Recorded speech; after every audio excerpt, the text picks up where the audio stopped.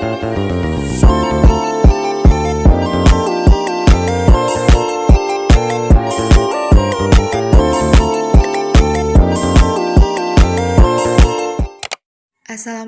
warahmatullahi wabarakatuh. Om Swastiastu, Namo Buddhaya, salam kebajikan dan salam kesejahteraan untuk kita semua.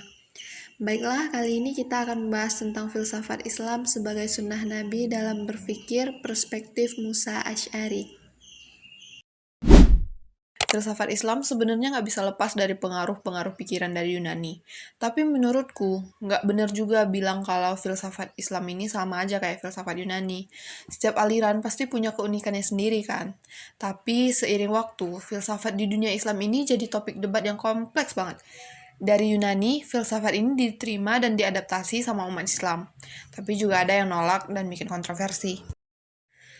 Banyak alasan kenapa banyak yang nolak filsafat dalam Islam.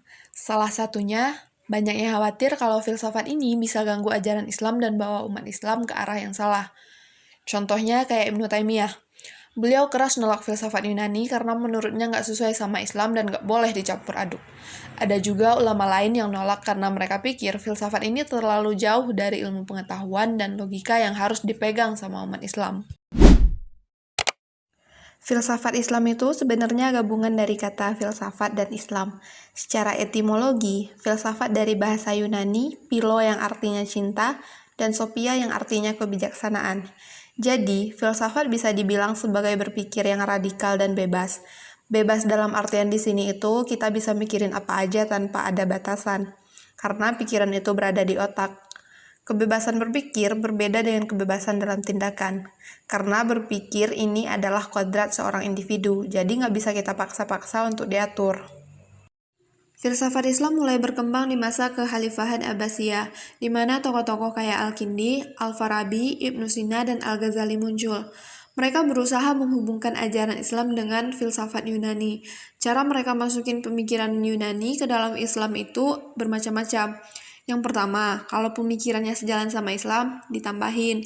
Yang kedua, kalau nggak cocok sama ajaran Islam, dibuang. Yang ketiga, kalau sesuai tapi masih kurang, mereka kembangkan lagi. Konsep sunnah dalam Islam. Seperti yang kita ketahui, sunnah itu adalah aturan agama yang berasal dari cara-cara yang sering dilakukan oleh Rasulullah, baik dalam perbuatan, perkataan, sikap, atau kebiasaan beliau. Jadi bisa dibilang sunnah itu kebiasaan gitu. Selain dari tindakan dan kata-kata beliau, sunnah Nabi juga mencakup cara beliau berpikir. Nabi Muhammad SAW mendorong umatnya untuk berpikir kritis dan serius dalam segala hal. Jadi, sunnah ini memberikan panduan hidup yang sesuai dengan ajaran Islam secara keseluruhan. Nggak cuma tentang ritual atau hukum aja. Ada beberapa hadis yang menekankan pentingnya ilmu dan berpikir kritis. Misalnya, menuntut ilmu adalah kewajiban bagi setiap muslim. Hadis riwayat Ibnu Majah. Setiap muslim itu diwajibkan untuk menuntut ilmu, karena dengan ilmu adalah salah satu cara untuk mengangkat derajat seorang hamba di mata Allah Subhanahu wa Ta'ala. Hadis yang kedua, aku memerintahkan kalian untuk berpikir karena berpikir adalah awal dari segala kebaikan. Hadis riwayat Ibnu Majah nomor 224 dari Imam Ali bin Abi Thalib. Hadis ini mengingatkan kita tentang pentingnya berpikir dalam hidup.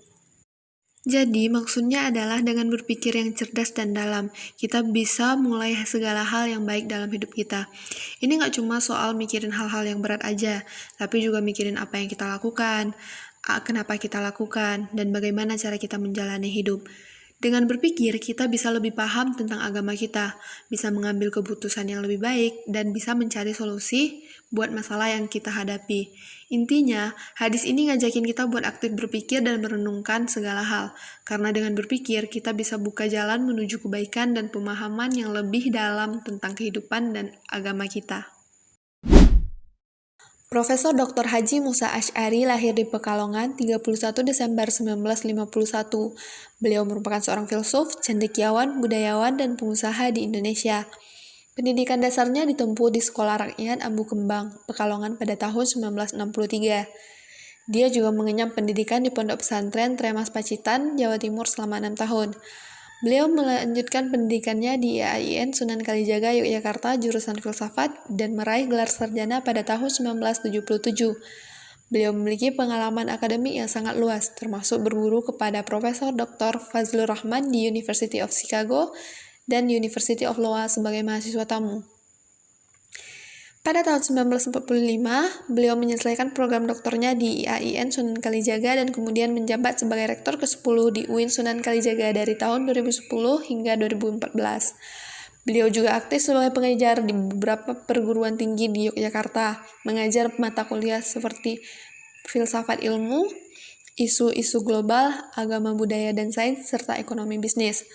Musa Asy'ari juga dikenal sebagai guru besar Fakultas Ekonomi dan Bisnis Islam serta Filsafat Islam di UIN Sunan Kalijaga.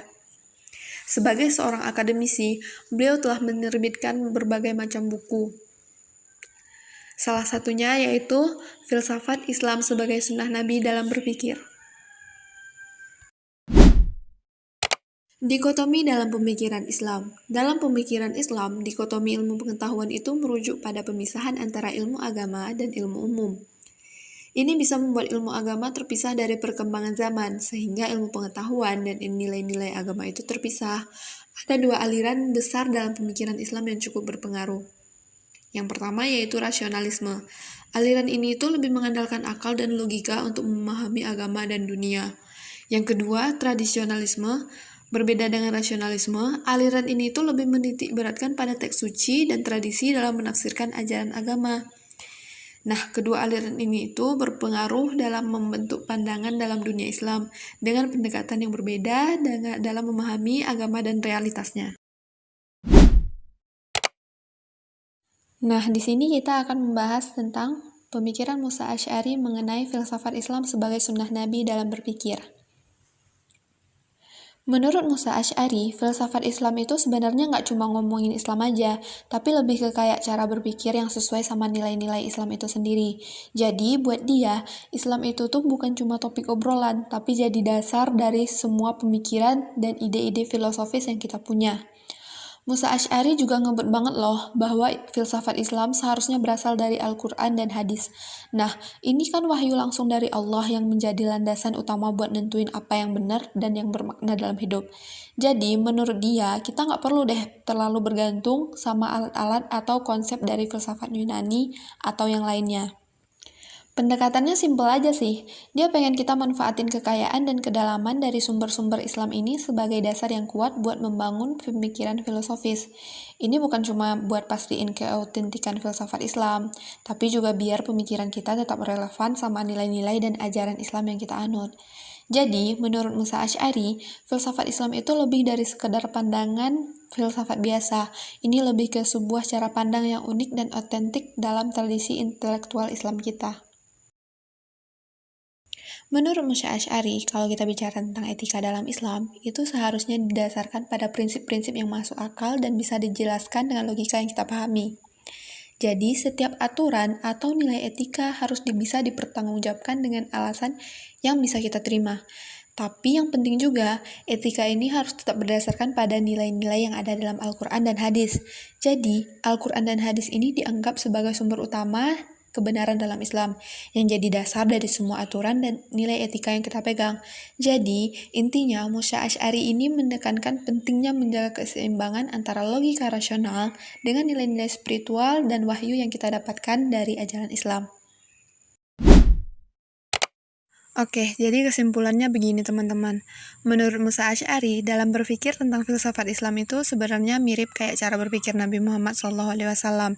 Dia vokal banget soal pentingnya akal dan pemikiran kritis buat ngerti dan praktikin ajaran Islam dengan baik.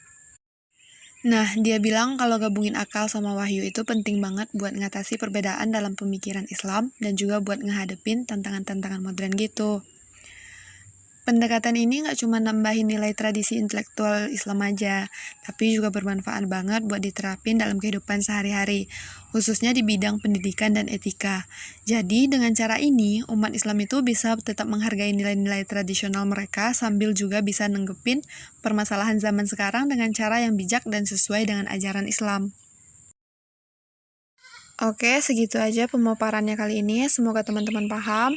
Dan juga semoga kita bisa terus menggali lebih dalam tentang filsafat Islam dan menerapkannya dalam kehidupan sehari-hari. Assalamualaikum warahmatullahi wabarakatuh.